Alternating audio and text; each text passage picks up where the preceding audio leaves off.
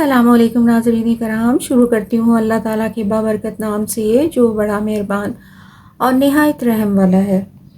قرآن پاک میں ارشاد باری تعالیٰ ہے کہ لا الہ الا اللہ اسم اعظم ہے، اور اس کی مثال اس طرح بیان فرمائی گئی ہے۔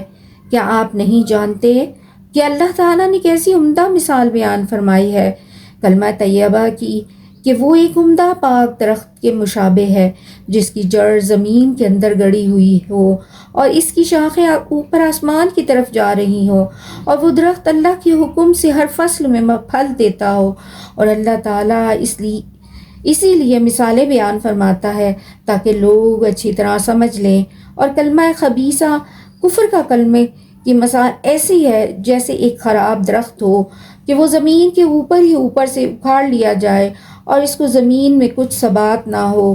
چونکہ لا الہ الا اللہ اسم اعظم ہے، اس لیے اس کلمے پاک کی فضیلت احادیث مبارکہ کی روشنی میں بیان کی گئی ہے۔